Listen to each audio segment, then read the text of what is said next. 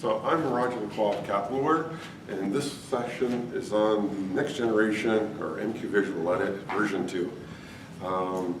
Everybody should have received, or attendees should have received a coupon, so in your swag. So if you're here to learn what that is, great. If you already have MQ Visual Edit and you want to know why it's the next generation, because I'm a Star Trek fan, so a little fun there. So basically, we're going to talk about that and a nice vendor pitch.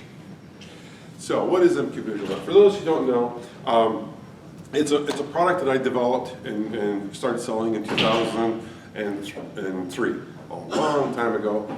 It was originally designed to help me look at messages and queues, because I was at a customer site as a consultant and I needed a tool. So I built it for myself, and then as people started seeing it, they went, hey, wow, that's pretty cool. So I decided to commercialize it in 2003. It's designed to present the data to the user, the data that sits in a queue, in a nice, easy, readable format. So in other words, the same way you would look at an Excel spreadsheet, rows and columns, I took the same concept and applied it to messages in a queue. So you have rows, which are messages, and columns, it's just for convenience point of view, it's broken up. Now with version 2, it supports PubSub. So now you can look at a topic, you can subscribe to it, you can publish to it, just the same way you can open a queue and get messages and put messages.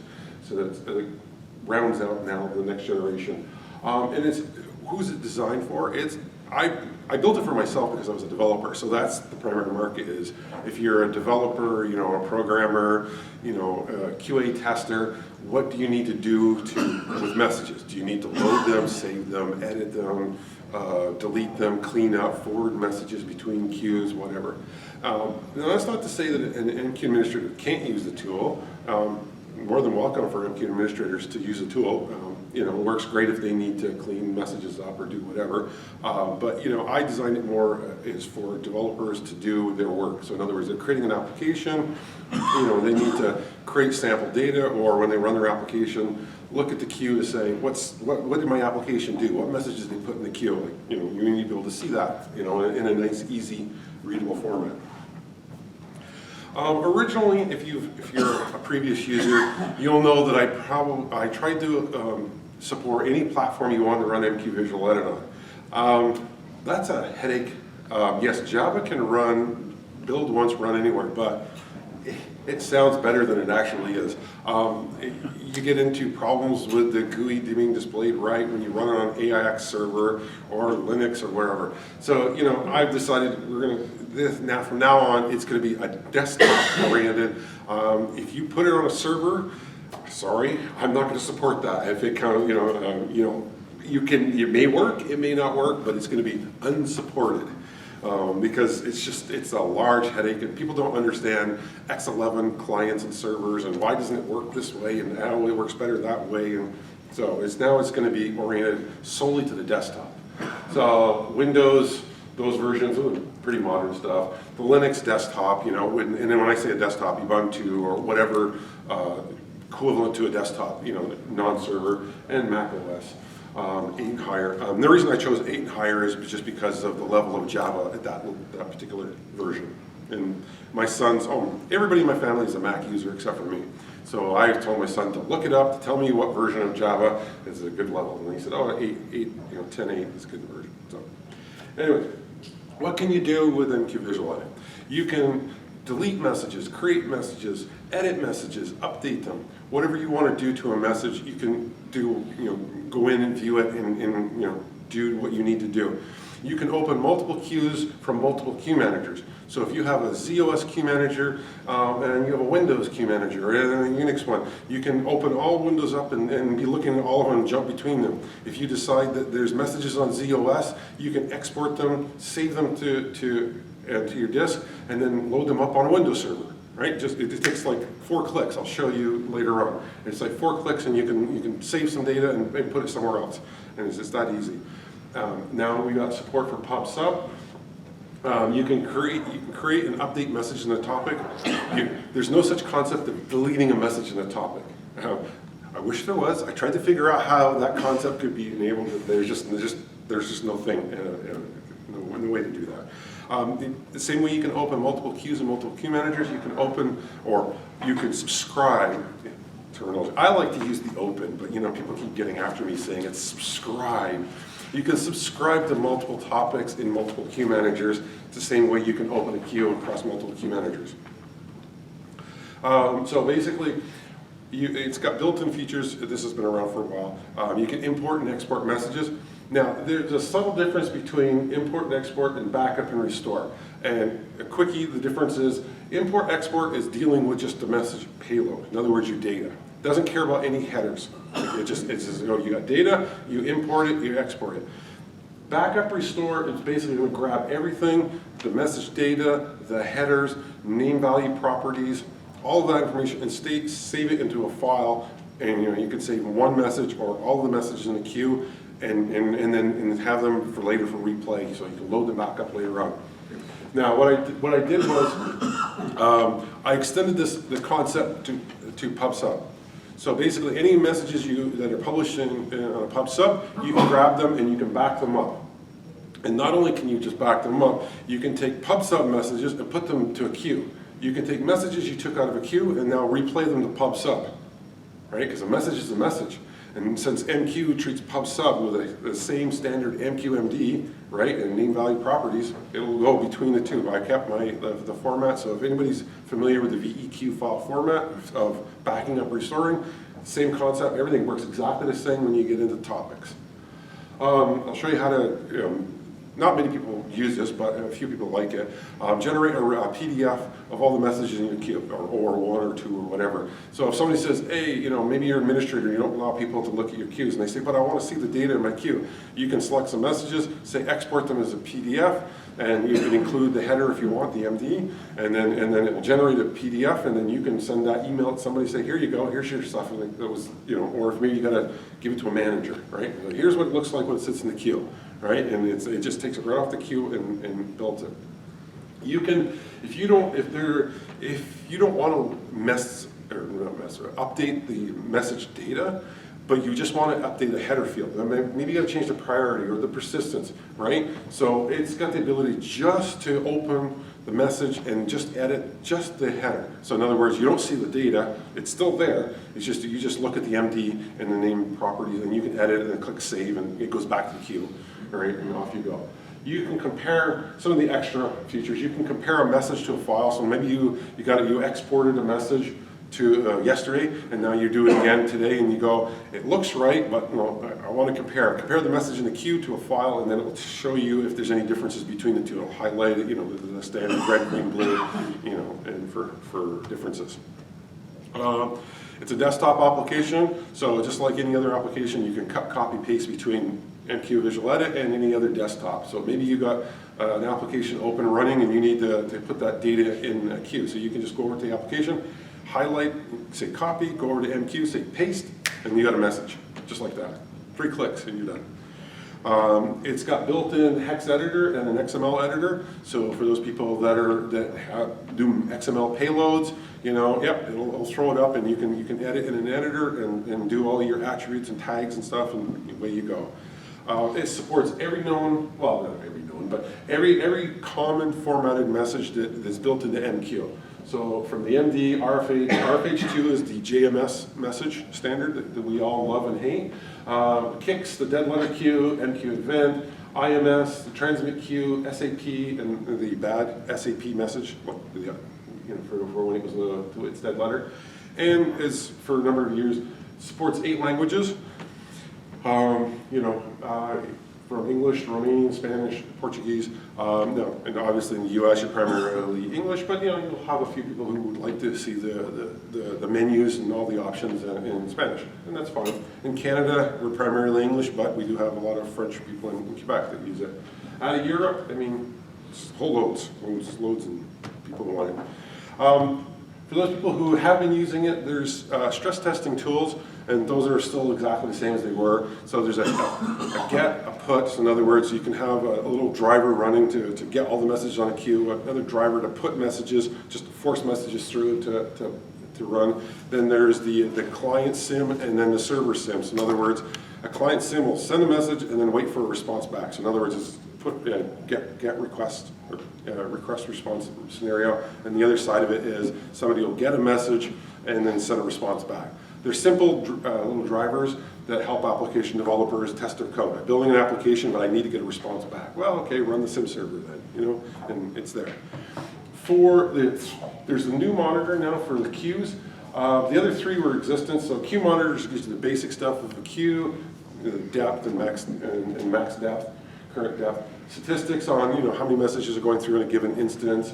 The new one is queue status monitor. Somebody was saying to me, oh, I want to see now you can turn on in the queue manager to say when the last time a message was put to a queue. So you have the last put time and the last get time. So if you turn that on, then you do the status monitor. It'll show you, and you can run through and keep an eye on it. Visual queue depth is basically, it shows you a chart of up to 30 queues, and you can set it up to every once a minute or whatever, and it'll just do a nice graph of how the depths are going up and down, and it just runs through. New now, same kind of concept, but for PubSub. We got a topic monitor. We'll keep an eye on the topics. It'll show you how many subscribers, how many publishers, stuff like that.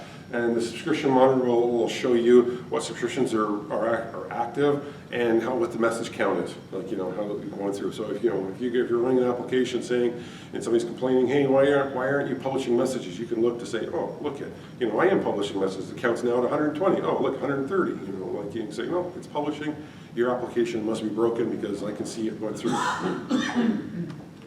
So here's the main screen. Well, I'll show you a demo. I just got a few screenshots to kind of highlight it. It looks like Eclipse. For those people who are developers, it looks like Eclipse. I use something called the docking frames. This is not an Eclipse-based product, so it doesn't require other things. It just happens to have the docking styling of Eclipse.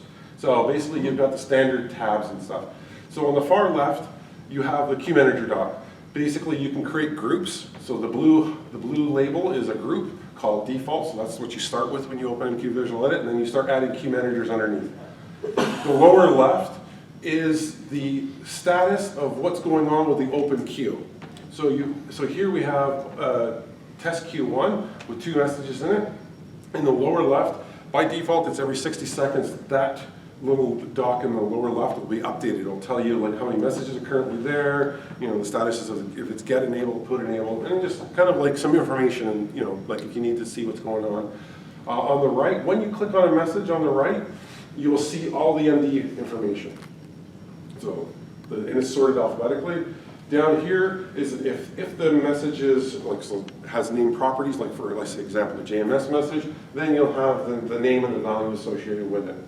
And it's just quick information. I tried not to overload the screen too much, but it's trying to give you information that without having to. Maybe you want to see message properties of persistence, right? Maybe you want to see that without having to go in the message and go down to the MD and click on it. Right? It's quickly available. Now, for those who have seen the previous version, here's the insert. So now you've got nice things. You can select the format of the message on the far left.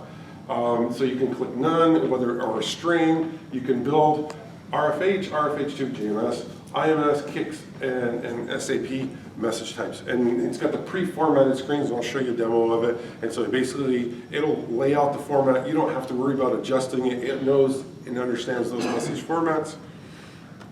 So, and then the same concept when you're importing.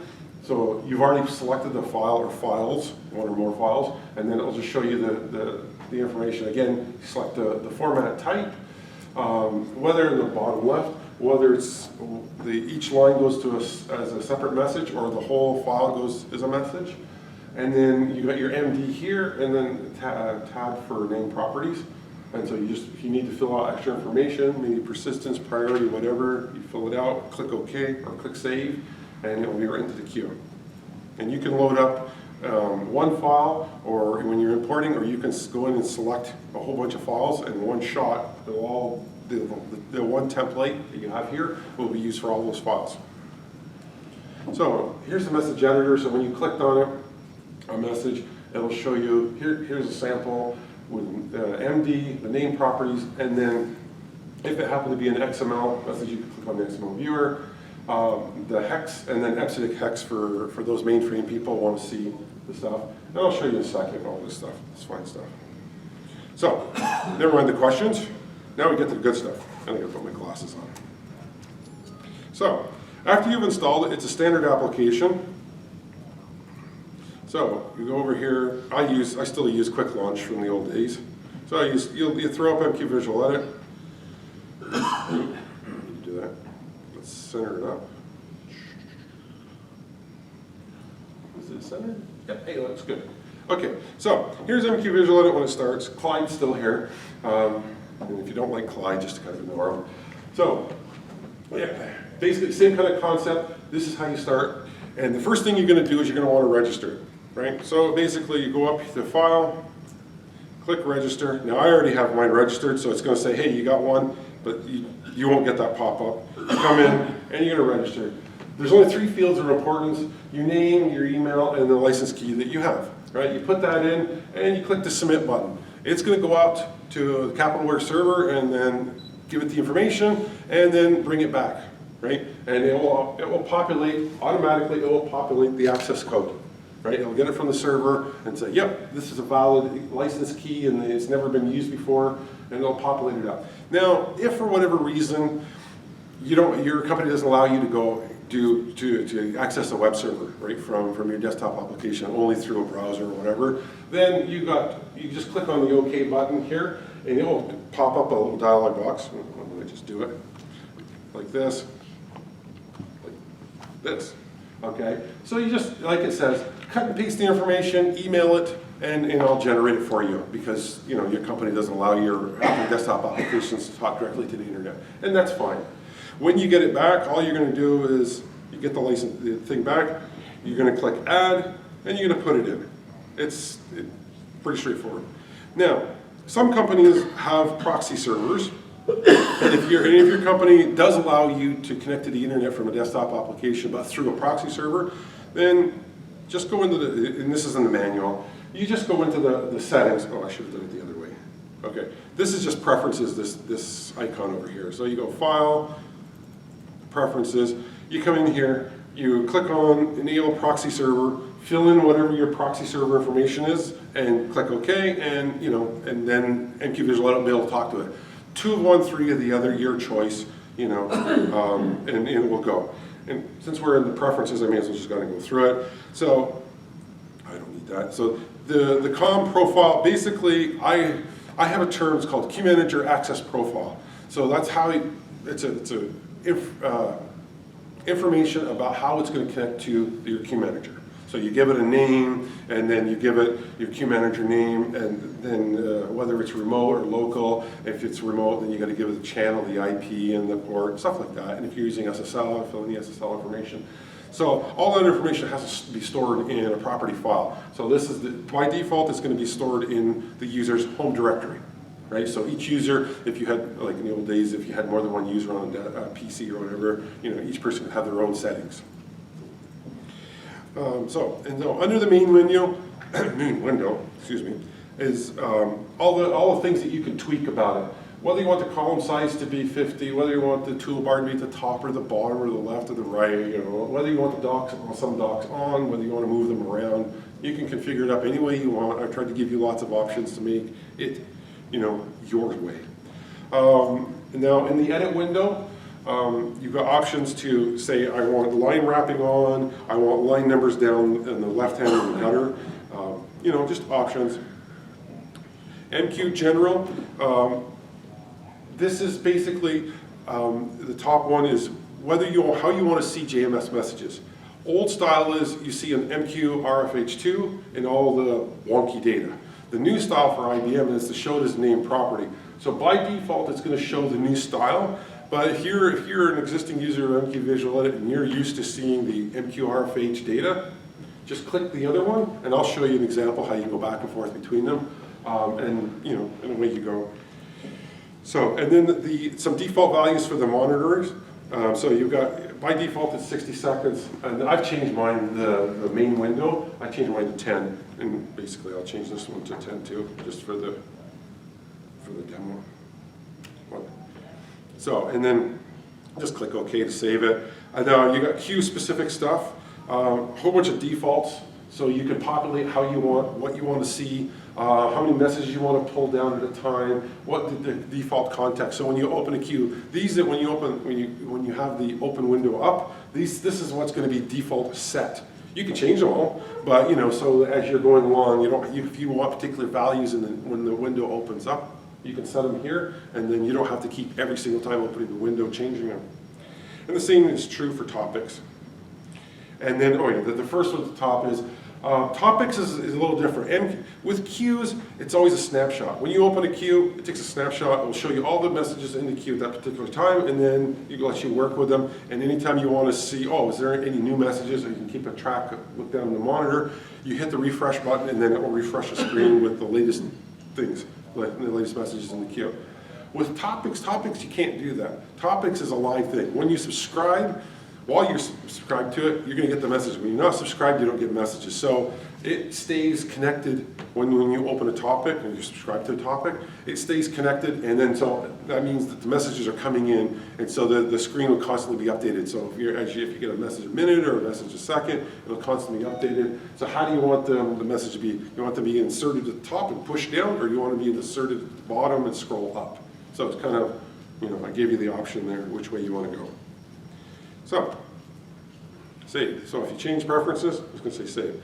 So the first thing you're going to do for those people who've been around a while is under queue, you got a whole bunch of things that you can do. Well, the first thing you can do is open a queue. And I've got a queue set up already, so we'll just go with the test one. And like I said, here are the default options you can select, and we'll just open one up, test. And it's got a couple of messages in it. So right now, it just shows you the default. Nothing's been selected over here. You can see in the bottom left-hand corner, it says the current depth is 2. And if we go in and click on these messages, this is a GMS message. And how can I tell? Well, it's because it populated here. And it's like, we've got a GMS message.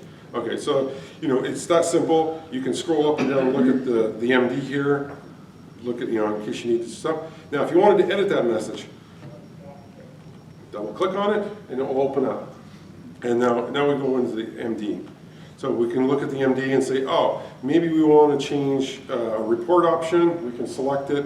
We can go through the things, the context, how it's been put, all that stuff. If you want to look at the name properties, it's that simple. Maybe you need to add a name property. You can click add, edit. You can just go in, change them the way you want, manipulate them. Be careful with JMS messages. Adding the JMS, you might want to add your own flair to it. And if the save button, used to be the save button was always highlighted, and you could anytime you click it. But I got a number of people who would accidentally click the save button when they didn't mean to save it. So now I've kind of tried to help the user not do things by accident. So now, unless you've changed something, whether in the MD or the properties or the payload, you can't save it until you do. So you can come in here and you can say, okay, now I'm going to edit this is a text. So now the save button has now been highlighted. So now you can actually do something with it. And then under here you can say save. So now you can write it back to the queue, right? So MQ is not a database. Always remember that. Even though I present it kind of like in a database or a spreadsheet style, it's not a database. It's still going to operate exactly as MQ does. You get a message, it's destroyed. How do you put a message back? You put a message in, it goes to the by priority, goes to the bottom of the queue, right? So exact MQ works. There's nothing special about MQ. It's just an MQ application. So now you can see the differences between the two. So if we hit refresh, boom, it's done, and you've got all the information there. So let's look at the XML message. So XML, just a sample. So if you click on the viewer here, you say, there's a nice little pretty way. You can click on the thing, say, I want to expand it out. It'll show you all the tags and stuff. But this is a viewer. So you say, I want to edit it. Okay, fine. So you go up here and you say message, edit in XML. Same kind of layout, but now you actually have the ability to edit. And so you go in and you can change the information here and just update the card number instead of 1, change it to a 5. Click 5. And now if you want to save it back to the queue, click, and it's back to the queue. You've made a change using the XML editor, and back to the queue it goes, kind of thing. So let's get to some fun stuff. So let's say you want to restore some messages from. So I have some here. So let's pick. Let's go. I don't know. Let's pick these ones here. So here's a previous product I had. Well, it's now turned into UFM, but these are test messages. They're just XML. So we do refresh, and we just loaded up. That was 16 messages, and it took all of like 2 clicks. So let's go and load up some cheesy messages. So I have 100 small ones. So we click on that, and we got a whole bunch of more messages in. I want to see one of them. You just double click, and it opens it up. If I decide I want to export, so I want to export messages, so I can go up here, say export. Now, the difference between an export, as I said, and backup is that you're not going to get the header. So you're just going to get the data. So if I want to export them all, I can say export all of them together as one file, or export them as individual files. And I can set wherever I want. So it goes like that, click, successfully exported. And then if you wanted to actually see where they went, let's just pull up this thing.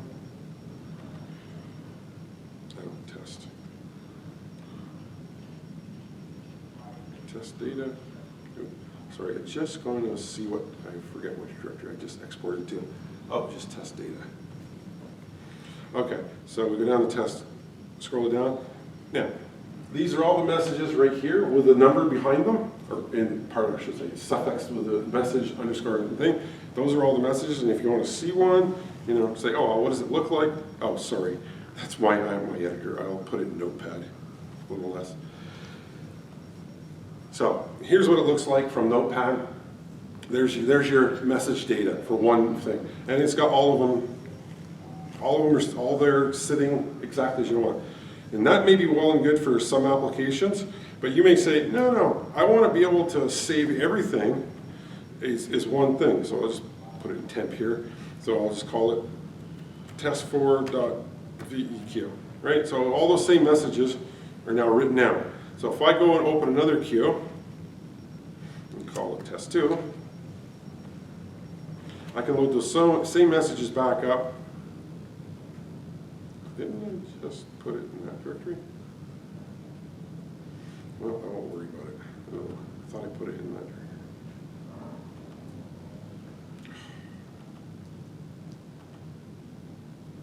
Sorry. I was going to use the other mouse rather than this one, but so click it. Different messages, but basically it's that simple to load them back up. I just lost where I put them. And it just loads it up, and you can move messages between queue managers as easily as between queues. So now, if you don't know the queue you're after, you can just, on the open queue button, you can just click list. And it will give you a list of all the queues that you want. And it's just scroll up and down, select the queue, you double click on it, and it will bring the information back on the text field, and you just click open. Or, if you want, you can put in here, I only want to see messages that are case sensitive, test. So now, it will just show you those messages only. Those queues only. And you can pick the one you want. So if you have a queue manager with hundreds or thousands of queues, you can just say, here's the prefix abc.star, and it will show you all those messages. And then you can pick and choose any way you want. So, let's say you want to, I said earlier we'll do it with the PDF. So let's say we want to export this as a report. So we're writing 2 reports, just make sure. So we're going to include the MD, and you got your choice. You can put it as hex data if you want, or regular, and you're going to click it, and it's written. So we go to our export directory, Capitalware, MQ edit, reports, and there it is.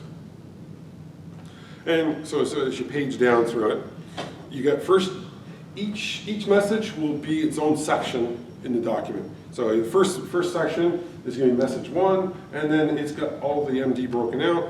You scroll down, here's the raw data. go to the scroll down, next section, message 2, VMD, message data, third one, etc. And it just goes. And so you can email that to somebody, say, here management, here's my data, proof it, if you like it. It doesn't, it's very simple. So, what can you do on the dock, on the far left-hand side? Well, everything is context sensitive.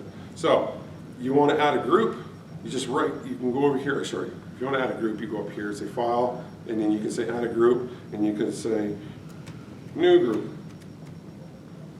Click OK, and done. If I decide that I have a new queue manager to add, I can say Add Queue Manager to it, and then if I had another queue,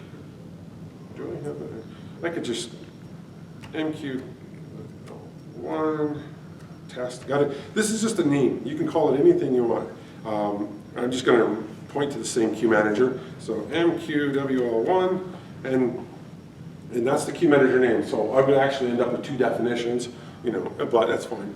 And then basically, you've got whether it's distributed or mainframe, and then here an icon so that you can kind of remember when you have 20, 50, 100, whatever number of queue managers, if you want to give them icons so that it's a visual thing in your brain about where it belongs or what it is. There's like some 200 icons that are there available. If it's a remote queue manager, you would fill in the channel information, the host, the port. Of course, we want, with all the new stuff now coming in MQ version 8 and 9, and my stuff with the security, you should be supplying the user ID password. That's where you would populate it. If you use security exits, you would populate this panel. And then finally, for all those SSL-loving people, get to fill all your information there. When you're done, you click OK, and you say, boom. Now, there we go. I have a new queue manager added. And it's like, and then on the queue managers, just like down here, doesn't matter which one I select, if I right-click on it, well, I can see, I'll go to the one that I already opened because then you'll see the flyout. So if I open it and if I click on here, it'll show you the last 4 queues right now. I'll show you up to 10. Right now I have only opened 4 in the drop-down, or flyout. So you can list out the queues, and you just you just put your mouse on it like that, click on it, and it opens it up, right? Yes, that's the same queue that I already opened up, and the MQ Visual Edit doesn't care. It says, oh, you want to open the same queue again? I don't care. You open it up. You just keep on going. And it's the same thing. If you want to see the list of queues from here, rather than going through the open window, you just click on it. Boom, up it comes. Now, it uses the defaults that you set in the preference panel. So whatever defaults you set for listing a queue, that's what's going to be used here. And it's just that easy. If you want to open a queue, you just come on here and you say, oh, I want 15, and it opens it up. Now, for those lovers of MQ Visual Edit that have been around for a while, and they say, this is too much for me. I like the old style. And speaking of old style, here's the old one. So if we go here, let's just drag it up a little bit. Oh, no. Drag. Get up, there we go. Okay, so you open a queue, we'll go to test 1, right? This is how it used to look, and people go, oh, I love it, it's nice and wide, I can configure it any way I want. Well, if you're a lover of the old style, wow, it's one click away. You see this little square box right here? Click on it. Everything, all the docs go behind. Now you've got all the messages up front and it looks exactly as it did before. So if you're not a doc lover, you've got 2 choices. You can either go into the preferences and turn them off, or you can just click the little square button. They're still there, but you can see the whole thing. You can see the whole message all the way across. Right? And it is what it is. If you want it back, you say, oh, I'm done. You hit the 2 squares, and it puts it back the way it was. It's that easy. Now, let's get on to the PubSub stuff. Okay, so I've got a publisher here. It's a simple thing, it just puts out messages. I took one of the samples, I think it's an IBM sample, and I put a GUI to it. So it's just going to connect, and let's open a second publisher up. So it's going to publish to a topic called test topic. So there, I've got two publishers. Oh, that was, 2 publishers. Now let's put up a client. So there's a client, and there he goes. This one's going to suck in all the information and as it goes. So now we go back to MQ Visual Edit. So we just go up here, say close all those queues. I don't care about queues right now. I want to open topics. Oh yes, I tried to color code things. So for those people who have been around a while, you're used to the yellowy style of icons for queues. So I chose green for topics. So anywhere you see green stuff, it's going to be topic stuff. So green here, topic, or you go up here, say open topic. And I happen to have test topic, so I say open. And then we'll give it a second, and then all of a sudden now it's just a client. It's just sitting there, and as the messages come in, it's going to go, oh, look at it, there they are. And always the last one, the last new one is always going to be highlighted in green. You say, oh, well, yeah, that's all well and good. It looks cute, scrolls. You know, you can click on it. There's your MD. There's your GMS properties, right? I'll say, oh, well, I want to edit one. Double click on it. Move too fast. Double click on it. There it is. Same editor, same everything. You can click on it. You can go in. You can say, and so we decide, say, oh, well, that's all well and good, that number, but we test, right? Put it in. Now, if you look, the topic is a T with a topic. The Q wants to save as a Q. So we just go up here and just show you, publish a topic, save it, right? There it goes back. Now you say, oh, well, that's well and good. MQ Visual Edit showing you. Well, let's go to the client. You can see it was inserted in the client program, the test message, right? So it's all handled live interactively, you know, as the message is going along. So, and then, so now the new tool. So if you want to say, oh, I want to see with the topic monitor, what's really going on, you know. I have a thing about quirky icons, so you have to bear with me on that. So we'll start it up. We'll set it for 10 seconds because that's my default. We'll just go with it. Now remember, PubSub to list stuff is a hash, pound sign, whatever you want to call it. It's not a star. You know, so don't change it. Don't think, oh, Roger made a mistake. No, it's a pound sign. So click on go. Now you can see up there, it'll show you the current topic that's running, what's going on with it. You got 2 publishers and 1 subscriber. Two subscribers, one of which is MQ Visual Edit. Right? So you always have to remember that MQ Visual Edit is subscribing to it. So that's why you're looking at it that way. And so you say, oh, well, what can we do? Well, we can go up and we can close it just to show you. We go back, and then we wait out our 10 seconds. There. See now? There's only 1 subscriber. And it's real time. You can see what's going on with it. So let's open that topic back up. Click open. Oh, actually I should have done it the other way. So you can right click over here. The same way you can open stuff, you can say from the other, for queues, the same thing, you can list topics. You can say, oh, well, show me all the topics that are currently available. Well, right now, that's it, there's 1, and it's running. So if you want to right click on it, you just right click, say open topic, wink, and then it'll start populating in. So we'll look at, from a subscription point of view, the monitor. So we'll go up here, take all of them. Now in this case with a subscription, the wildcard is a star. I would like to blame IBM for this silly stuff of going between stars and pound signs, but it's not IBM that came up with the pound sign. So you click go, and you'll see the subscribers. Now I'm running 7504. 7505, I forget what I'm running, 75 something. I noticed last night there's a bug or there's a difference between, I build on version 8 in testing, but I noticed that for some weird reason, the topic string, the attribute, doesn't get returned on 7.5. Weird. At first I thought I had a bug, but I went in and looked at the code and it's just not being returned. So I'm going to talk to Mark about it and say, you know, what is it, something difference between, you know, you added a feature in version 8 and onwards or what? I really don't know. But normally the topic string is populated with the topic string. If I had version 8 running on this laptop, it would show you. It's just a bit odd. But you can see the rest of the attributes are all correct. You can see the message count, and they're going up. So this is set to refresh every 10 seconds. You can see the last times and date and the counts, and you know, off it goes. And so, you know, something for when you're testing. You know, you want to see what's going on. You know, these aren't big monitors. I'm not trying to, this isn't competing with Avada or Nastel or any of that stuff. These are just something for give the developer or whoever, you know, some information about what's going on with what they're looking at when they're testing their application. So we were talking about loading. So now you notice the icons. So if we open a queue, just for a second here, let's open test queue one up. So if you notice the save, the back, the two with the disk-looking things, the 6th and 7th icon on the toolbar. So when we're on a queue, it shows you a queue pointing to a disk.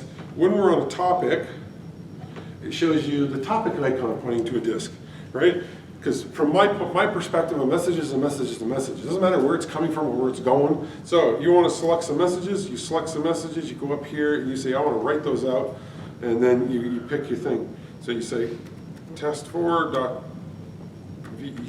and they go out, right? And successfully written, right? And now we can go and load messages up, and we'll pick some of the other ones. So let's pick. Let's pick 10 small messages. So there, we just picked 10 small messages, and they go in. And if we go check the client over here, you'll see that, you know, in amongst the other 2 publishers running, our messages were inserted in. As simple as that. A couple clicks, and you replayed all your stuff in a matter of seconds. So I will stop right here because I want to give you guys a chance to ask questions. There's lots of other features that I haven't. Oh yeah, let me just show you one thing. I was talking earlier about editing the MD without opening the message. So you highlight a message, you go up to properties, you say edit. Now it's holding the message data for you. You can't edit it, but now you can go and change whatever attribute you want in the MD. And when you click save, it will go back, and the message data and the MD will all be put together and written to the queue. So that's a lot of people don't want to touch the data, but they just want to change up the persistence or priority or some attribute in the MD. So we'll call it there because I want to give you a chance. So anybody got questions, comments, curiosities? Sure. Just one question. I may have missed this, but I get requested quite a bit to help app teams put messages on a queue. Quite often they give me a file. Right. And you can handle that, right? Sure. So let's just go up here. Let's get rid of the topic. So we go to the queue. Nope, didn't mean to do that. So we'll go up here. We'll just zap it. So we'll clear the queue. Right? Boink. Gone. All the messages are gone. So somebody gives you a file. You say file, import, and then let's just take one of those. Let's say here's text messages, and I don't know. Let's just take this one here. This is just a plain text file. So if somebody give it to you, you could take all of them. You can select whatever you want in the directory and just say open. It's going to give you the pop-up. What MD values? How do you want it? And so let's just, for the fun of it, I want to say let's make them all IMS messages, right? Fill in whatever IMS stuff. We'll give it a tran code of ABC, right? And then we'll write it to the queue. Boom. Now I just created, in a couple clicks, somebody gave me a plain text, 5 plain text files. Great. I turned them into IMS messages like that. So sometimes what they usually give me, there's no header information, just text. Yeah. Sometimes it's one message per record. Yeah. Sometimes it's XML where it could be multiple records per message. Yeah. So that's the option when you're importing over here. Like you can say, you know, import file, and when you pick one of them, in the lower down here in the lower left, it'll say messages each file, messages every line. So if you have one file and then you want each line, so in other words, each record of that file to be a message, just down there in the lower left, you click it and off you go. Otherwise, if it's XML, you must be able to tell it somehow what's the end of the message, right? Well, for XML, it's got to be one. If it's like the definitive line is the thing is here is whether it's on one line or not, right? So if your XML is on one line and then you've got 10 XML messages, so to speak, 10 records, they got to be each on one line, or else you got to separate them out to files. Oh, okay. Yeah. You had a question? Yeah, I was curious when you edited a message and it went back in, did the user change at all? Is it down to you, or is it? Yes. So okay. So good question. That's called all context. This is MQ. This is not me. So how you open a queue is how you open a queue. So we go up here and we open a queue, right? So over here you'll see context. When we open a queue, it's by context, right? So I would take the default. So that means MQ is going to populate it, right? Like the user ID and all that stuff. Now, if you save a file and it's got particular information in the MD, like the user ID, and you want to replay it exactly as this, then you got to open the queue as set context, right? So then when you pick up a VEQ file and you say restore, now it's going to fill in all the. Visual Edit always fills in the MD, but if you don't set context, MQ overwrites what you put from an application point of view, right? Because it says, nope, you didn't. I'm doing default context. I fill it in. When you do set all, then set all means that I'm going to take responsibility for it. You know, it's going to populate the user ID, the put name, the put type, you know, like all that information. So it's the fundamental difference. So you select what you want at that point. So if you want to replay it as is, or you want to replay it under your own user ID, that's how you change it. How do you move messages between queues? Sure, like this. You go up here, take, let's say 3 messages, you go message, forward, and if you don't know the queue name, you click list. Let's go 17, right, click. And then if you're in the dead letter queue, remove the header, replay to the original. If it had a dead letter header on it with the original queue name, you can replay it to that destination that was in the actual header. You don't have to type anything in, it'll do it. And you click OK, and warns you, because when you're forwarding messages, you're deleting here and you're inserting there, right? So you say yes, so they deleted there. So if we open up, that was 17, wasn't it? So we open up 17, and there they are. Yeah. Limitations to the number of messages that can be forwarded? Not really. It's really basically, you know, how much memory. Like right now, it defaults to 3/4 of a gig. It'll try to get memory for it. So if you've got monstrous messages, you know, and you're loading them up, you know, the application is going to use that memory. But it allocates. Well, it's dynamic, but it will go up to 3/4 of a gig of trying to, manage itself. So, but as far as message sizes, it doesn't care because, it's MQ's limitation, default is 4 megabytes up, you can go up to 100 megabytes. Think of the instance of the dead letter queue accumulating a few thousand messages Yeah. because of the queue overflow. Yeah. And then trying to move them back into that queue. Yeah, so it's basically, you can control it. If you go to here, and you look right underneath the queue name, you'll see the display range. So by default, it will display 1 to 1,000. So, and that's what it does. It opens it up. Now, if you want, you could say, let's say you've got a dead letter queue, and for some reason it's got 5,000, but you only want to see the latter 1,000. You can set it 4,000 to 5,000. MQ Visual Edit will go out down to 4,000 and then start reading. Right? And then it will suck those in and it will display it and go, here you go, 4,000 to 5,000. It'll show you that range. Or you could say 1 to 5,000 and it'll show you all of them. Again, if they're big messages, you need to be careful. But, like I've loaded up thousands of messages. I mean, here's some big XML ones. Let's see, I had it right in the root directory here. Let's see, 300, these are 300 large XML messages. And I do mean large. So, and it's waiting on MQ, right? It's right to the log file, right? So it just sucked up. These are huge. These are multi-megabyte messages, each one, right? So it's all local disk space, right? So and it will go. And if I want to go to do that file again, I just go back here and go 300 large ones and suck them up and keep beating on MQ, right? Now I'm up to 600 in the queue, right? If I want to see them all, I can say refresh, on a refresh, it's way faster. There they are, loaded up. Any other questions? Sure. If you have messages on a dead letter queue, can you retry them to try Sure. to go back to regular? Yeah, that's the, you go over here, and you say forward. So basically, you got here in the thing, you can say, remove the dead letter header if it's present, and then retry to the original destination. So in the dead letter header, it has that original, so you can click those, and it will try it. Question about? 5 or 6 years ago, I got a company to buy side license. and Yeah. I stumbled across a fellow that configured a couple dozen queue managers. And then the next guy came on and said, oh, I want that. So I kind of looked around, didn't see an easy way to kind of replicate those queue managers.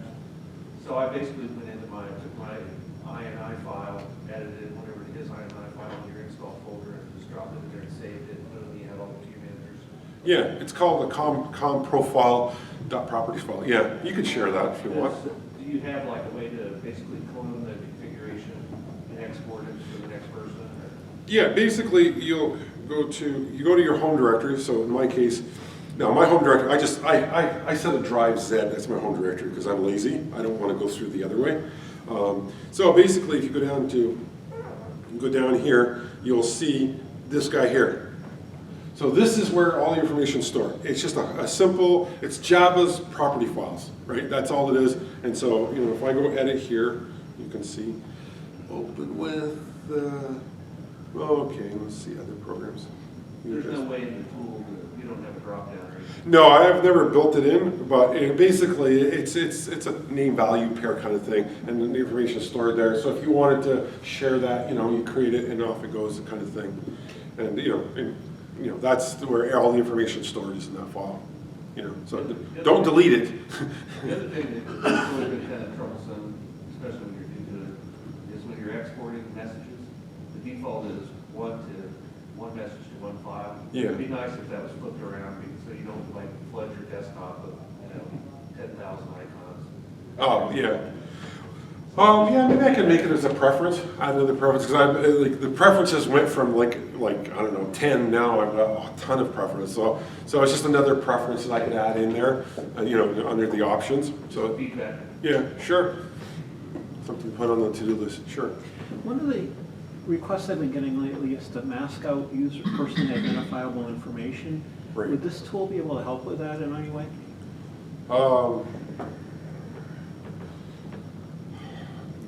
Not really, because it just treats the message The data data. as a blob. So, there's no easy way right now because, like if you printed it, like if you export it as a PDF, you're going to get it all there.